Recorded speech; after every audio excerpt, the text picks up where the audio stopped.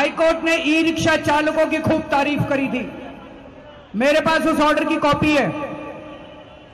उस ऑर्डर में हाईकोर्ट ने लिखा था कि ई रिक्शा पर्यावरण के लिए बहुत अच्छी है, क्योंकि जो दूसरे वाहन हैं वो पेट्रोल डीजल इस्तेमाल करते हैं, धुआं छोड़ते हैं, पर्यावरण को दूषित करते हैं। ई रिक्शा बैटरी से चलती है, तो ई रिक्शा हवा के लिए, पर्यावरण के लिए बहुत अच्छी है। हाईकोर्ट ने यह भी कहा था कि पहले हाथ से चलाने वाली रिक्शा हुआ करती थी, पैरों से चलाने वाली रिक्शा हुआ करती थी, जो मानवता के खिलाफ थी। एक आदमी को धूप में, पसीने में बड़ी मेहनत करके कमाई करनी पड़ती थी। लेकिन अब ई रिक्शा जो बैटरी से चलती है, उसने वो प्रथा खत्म कर दी। तो हाईकोर्ट ने ई रिक्शा की खूब तारीफ करी थी। हाईकोर्ट ने दिल्ली सरकार और एमसीडी को और केंद्र सरकार को आदेश दिए कि ई रिक्शा के बारे में कोई पॉलिसी बनाई जाए। सरकार ने कोई पॉलिसी नहीं बनाई। और जो पहले कांग्रेस की सरकार थी, उन्होंने पॉलिसी तो बनाई नहीं, 24 अप्रैल को उन्होंने आदेश पारित करके ई रिक्शा को अवैध घोषित कर दिया, इलीगल घोषित कर दिया। दोस्तों, जिसकी तारीफ करी थी हाईकोर्ट ने कहा था ई रिक्शा पर्यावरण के लिए इतनी अच्छी है, उसको 24 अप्रैल को कांग्रेस की सरकार ने, केंद्र सरकार ने नोटिफिकेशन जारी करके अवैध घोषित कर दिया। फिर भारतीय जनता पार्टी की सरकार आई। 26 तारीख को नरेंद्र मोदी जी ने शपथ ग्रहण की। 26 को ही करी थी ना, 26 को करी थी। और उसके 4-5 दिन के बाद भाजपा सरकार ने ई रिक्शा चालकों की चालान करने चालू कर दी और जब्ती करनी चालू कर दी। गलत तो नहीं कह रहा भाई साहब? चालान करने चालू कर दिए, जब्ती करनी चालू कर दी। ई रिक्शा चालकों में हलचल मच गई। 4200 रुपए के चालान करते थे। चालान लेके बेचारा कोर्ट में जाता था, उसकी रिक्शा जब्त कर लेते थे। वो चालान जमा करके रिक्शा निकलवाता था और रिक्शा निकलवाते ही 12 घंटे में फिर दूसरा चालान कर देते थे 4200 रुपए का। गलत तो नहीं कह रहा जी? कई रिक्शा चालक मेरे पास आए, उन सबको लेके मैं लेफ्टिनेंट गवर्नर साहब के पास गया। लेफ्टिनेंट गवर्नर साहब को भी बात समझ में आई और उन्होंने भी कहा भाई बात तो ठीक है। 2 से 2.5 लाख रिक्शा वाले हैं पूरी दिल्ली के अंदर। और अभी जेपी राणा ने कहा था कई इलाकों के अंदर बहुत अपराध हुआ करता था पहले। बेरोजगारी है जी, पेट पालने के लिए गरीब आदमी कई बार अपराध भी करता है। ई रिक्शा आने के बाद वहां पे अपराध काफी कम हो गया, क्योंकि लोगों ने ई रिक्शा चलानी चालू कर दी, उनको रोजगार मिल गया।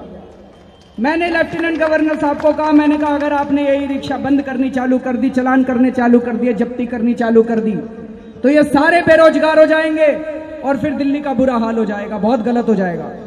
लेफ्टिनेंट गवर्नर साहब को बात समझ में आई। उन्होंने कहा कि चूंकि मामला कोर्ट के अंदर है, मैं कुछ ऐसे नहीं कह सकता, लेकिन मैं चालान करवाने और जब्ती करवानी बंद कर दूंगा। बाहर निकल के मैंने सबको बताया। बड़ी मजे की बात यह है भाई साहब, भारतीय जनता पार्टी की सरकार बनने के बाद उनकी सरकार के शपथ ग्रहण समारोह के 1 हफ्ते के बाद सरकार ने खुद ही जब्ती करनी चालू करी, खुद ही चालान करने चालू करे। और उसके 1 हफ्ते के बाद नितिन गडकरी जी ने रामलीला मैदान में आके कहा कि अब हम जब्ती नहीं करेंगे, अब हम चालान नहीं करेंगे। अरे खुद ही चालान करते हो और खुद ही 1 हफ्ते के बाद आके कहते हो चालान नहीं करेंगे। ये गंदी राजनीति करनी तो बंद कर दो। अरे खुद ही चालान करते हो, जब जनता हाय हाय करती है, जब जनता त्राही त्राही करने लगती है, तो खुद ही आके कहते हो कि अब हमने जब्ती बंद कर दी। ये तो वोटों की राजनीति है। इसका मतलब दिल्ली में चुनाव होने वाले हैं बड़ी जल्दी। इसका मतलब दिल्ली में चुनाव होने वाले हैं। ई रिक्शा वालों के वोट चाहिए इन लोगों को। मेरे को अब बता रहे थे कुछ लोग कि थोड़े दिनों में ये रेडी पटरी वालों को भी उठाना चालू करेंगे। रेडी पटरी वालों को उठाएंगे, 10-15 दिन इनके ऊपर ज्यादती करेंगे और फिर एक दिन नितिन गडकरी जी आके रामलीला मैदान में सारे रेडी पटरी वालों की सभा करेंगे और कहेंगे भाई हमने आपको माफी दे दी, अब हम इनके ऊपर अत्याचार बंद करेंगे। यह गंदी राजनीति है भाई साहब, अब इस देश के लोगों को समझ आ गई, अब इस किस्म की राजनीति नहीं चलेगी। दोस्तों, जनता ने बड़ा भरोसा किया था, जनता ने बड़ा भरोसा करके इतनी सीटें दी थी, इतना भारी बहुमत दिया था भारतीय जनता पार्टी को। लोग कह रहे थे कि भाई अब तो बदलाव आएगा, अब तो अच्छे दिन आएंगे। पिछले 1 महीने से दिल्ली के अंदर भाई साहब बिजली का कोई अता पता नहीं है। किसी इलाके में 4 घंटे, किसी इलाके में 6 घंटे, किसी इलाके में पूरी रात बिजली गायब है। और उनके ही ऊर्जा मंत्री, पावर मिनिस्टर बाहर निकल के कहते हैं, प्रेस कॉन्फ्रेंस करके कहते हैं दिल्ली में बिजली की कमी नहीं है। तो भाई साहब दिल्ली में बिजली की कमी नहीं है तो ये बिजली जा क्यों रही है? तो बता रहे हैं दिल्ली में बिजली इसलिए जा रही है, कह रहे हैं जी कहीं ट्रांसफार्मर खराब हो गया, कहीं खंभे टूट गए, वो भूचाल आया था, तार टूट गए। अरे 21वीं सदी में रह रहे हैं, भारत की राजधानी दिल्ली में रह रहे हैं, तार टूट गए तो तार जोड़ने में आपको 1 महीना लगता है भाई साहब। 24 घंटे के अंदर तार जुड़ने चाहिए, 24 घंटे के अंदर खंभे खड़े होने चाहिए, 24 घंटे के अंदर ट्रांसफार्मर ठीक होने चाहिए। किसकी जिम्मेदारी थी ये करने की? इन बिजली कंपनियों की जिम्मेदारी थी। बिजली कंपनियों को कुछ नहीं कह रही सरकार। दोस्तों याद करो, जब मैं दिल्ली का मुख्यमंत्री था, 30 जनवरी के आसपास इन बिजली कंपनियों ने मेरे को धमकी दी थी। इन बिजली कंपनियों को बकाया पैसा देना था। इन बिजली कंपनियों को ने धमकी दी थी कि 12 फरवरी से हम दिल्ली के अंदर बिजली बंद कर देंगे, दिल्ली के अंदर चारों तरफ अंधेरा हो जाएगा। 1 फरवरी को मैंने इन कंपनियों को बोला था कि अगर तुम लोगों ने दिल्ली की बिजली बंद कर दी, तुम्हारा लाइसेंस कैंसिल कर देंगे, दिल्ली में दूसरी कंपनी ले आएंगे, तुम्हारा लाइसेंस कैंसिल कर देंगे, दिल्ली में दूसरी कंपनी ले आएंगे। और अगले दिन मैंने बाहर के राज्यों से दूसरी कंपनियों को बुला के बातचीत शुरू कर दी थी और इन बिजली कंपनियों की अकल ठिकाने आ गई। 8 फरवरी को कह रहे हैं जी मामला सुलट गया, हम दिल्ली की बिजली नहीं काटने वाले। तो इन बिजली कंपनियों की जवाबदेही तय करनी पड़ती है। भारतीय जनता पार्टी क्यों डर रही है इन बिजली कंपनियों से? तो शक पैदा होता है मन में, जैसे कांग्रेस मिली हुई थी इन बिजली कंपनियों से, कहीं ये भाजपा वाले तो नहीं मिले हुए इन बिजली कंपनियों के साथ? गलत तो नहीं कह रहा भाई साहब? मन में शक तो आता है। क्यों नहीं टाइट करते इन बिजली कंपनियों को? कह दे 10 दिन के अंदर तुम सारे तार जोड़ो, सारे ट्रांसफार्मर लगाओ, सारे खंबे लगाओ, और नहीं लगा सकते तो दिल्ली छोड़ के चले जाओ, दूसरी कंपनी ले आएंगे दिल्ली के अंदर। क्यों नहीं कह सकते इन बिजली कंपनियों को ये भाजपा वाले? दोस्तों मेरे को अभी भी याद है, एक नारा हुआ करता था, बहुत हुई महंगाई की मार, अब की बार मोदी सरकार। महंगाई के बारे में कहा करते थे। और कल या परसों इन्होंने ट्रेन के इतने किराए बढ़ा दिए। दोस्तों मैं मन में सोच रहा था, इतनी ट्रेन के किराए बढ़ाने की क्या जरूरत थी? हम सारे जानते हैं रेलवे डिपार्टमेंट के अंदर कितना भ्रष्टाचार है। 1 साल ये ट्रेन के किराए ना बढ़ाते, 1 साल के लिए रुक जाते और 1 साल में रेलवे डिपार्टमेंट में भ्रष्टाचार कम कर देते। भाई साहब मैं यकीन के साथ कह सकता हूं अगले साल इनको ट्रेन के किराए बढ़ाने की जरूरत नहीं पड़ती थी। अगर ये भ्रष्टाचार कम कर देते 1 साल में, 1 साल तक ट्रेन के किराए ना बढ़ाते, ऐसी कोई आफत आने वाली नहीं थी। 1 साल ट्रेन के किराए ना बढ़ाते, 1 साल में भ्रष्टाचार कम कर देते रेलवे डिपार्टमेंट से, अगली साल रेल के किराए बढ़ाने की जरूरत नहीं पड़ती। अब इन्होंने ट्रेन के किराए तो बढ़ाए, भ्रष्टाचार कम करने के बारे में कोई कुछ नहीं कह रहा। तो ये तो गलत हो जाएगा भाई साहब। ट्रेन के किराए बढ़ा दिए, भ्रष्टाचार यूं ही चलता रहेगा, हमारी जेब से पैसा जाता रहेगा, वो पैसा चोरी होता रहेगा, अगली साल फिर किराए बढ़ा देंगे, उसके अगली साल फिर किराए बढ़ा देंगे, यूं तो हम लुटते रहेंगे जी। ये तो पिछली सरकार भी यूं ही करती थी, अब अगली सरकार भी यूं ही करने लगी है, तो धोखा हो गया भाई साहब सबके साथ। गलत तो नहीं कह रहा जी, ये तो धोखा हो गया भाई साहब हमारे साथ बहुत बड़ा। हमने तो सोचा था भ्रष्टाचार कम होएगा, हमने तो सोचा था महंगाई कम होएगी, अब हम सुन रहे हैं ये गैस के दाम भी बढ़ाने वाले हैं। मैंने तो पहले ही कहा था सबको, मुकेश अंबानी पैसे दे रहे हैं चुनाव लड़ने के, चुनाव के बाद मुकेश अंबानी को खुश करने के लिए गैस के दाम बढ़ाएंगे। बोला था कि नहीं बोला था?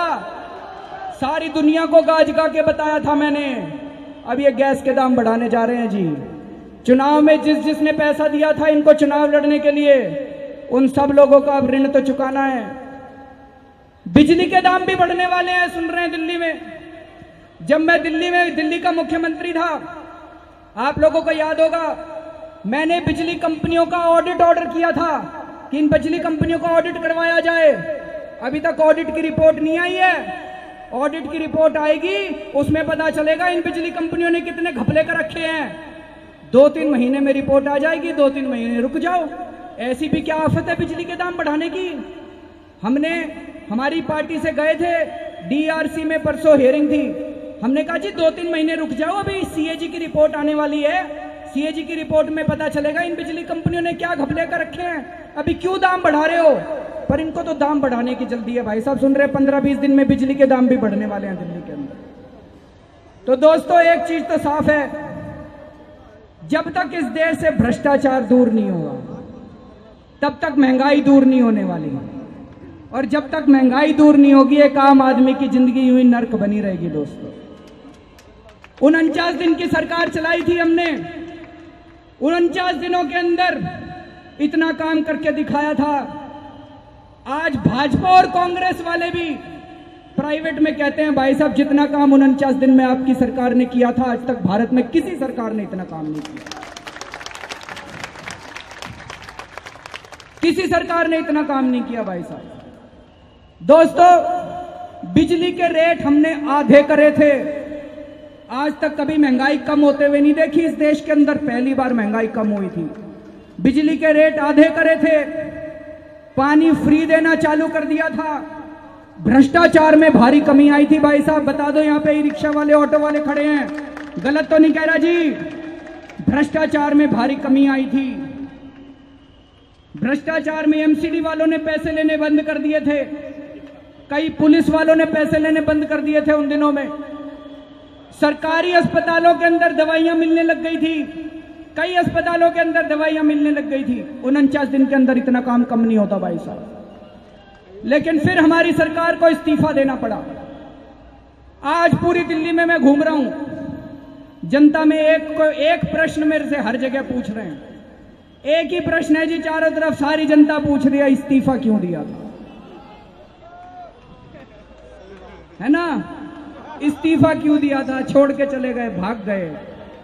भाग तो नहीं गए, भाग जाते तो मैं यहां कहां खड़ा होता, भाग जाते तो चुनाव दोबारा लड़ने नहीं आते। चुनाव दोबारा लड़ेंगे, दोबारा दिल्ली में सरकार बनाएंगे।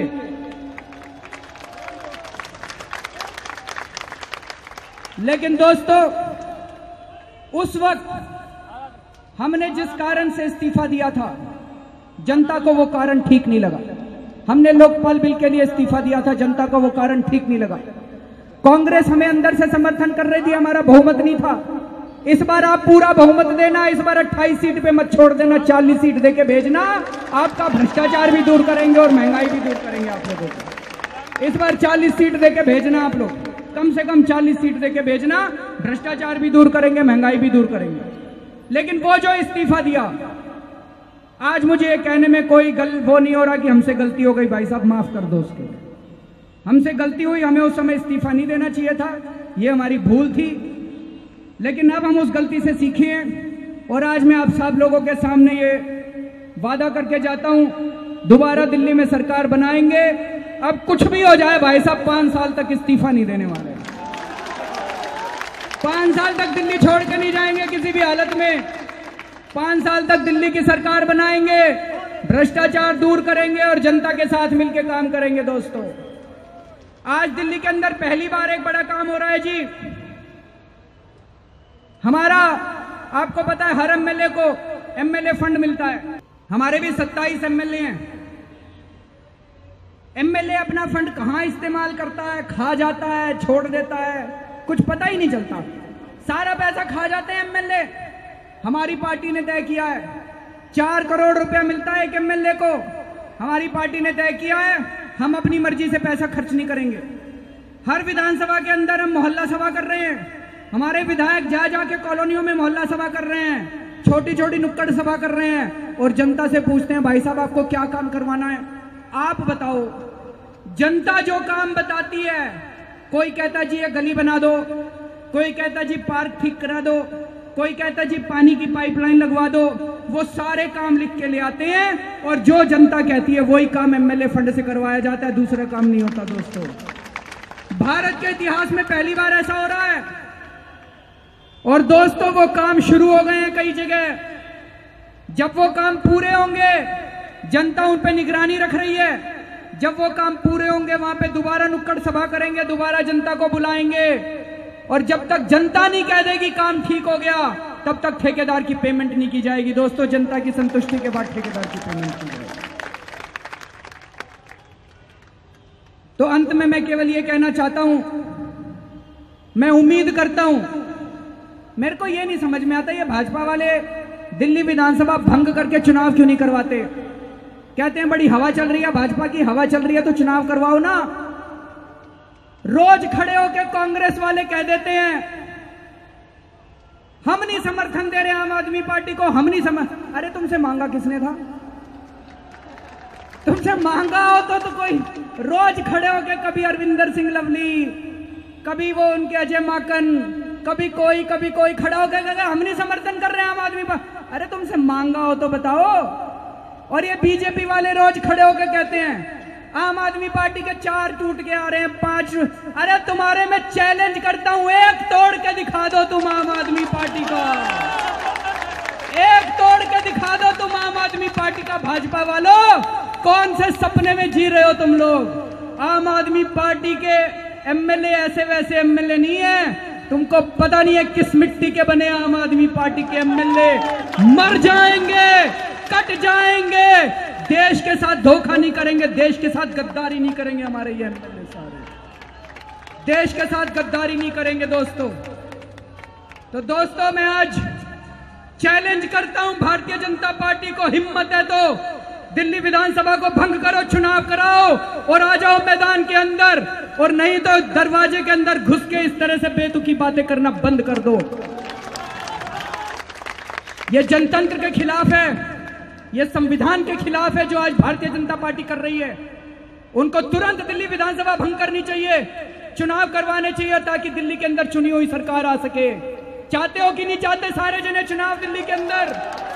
सारे जने दिल्ली में चुनाव चाहते हैं और सारे जने चाहते हैं आम आदमी पार्टी की सरकार बने ताकि दिल्ली के लोगों को भ्रष्टाचार और महंगाई से मुक्ति मिल सके। दोस्तों, आप सब लोगों का बहुत बहुत शुक्रिया। इनकलाब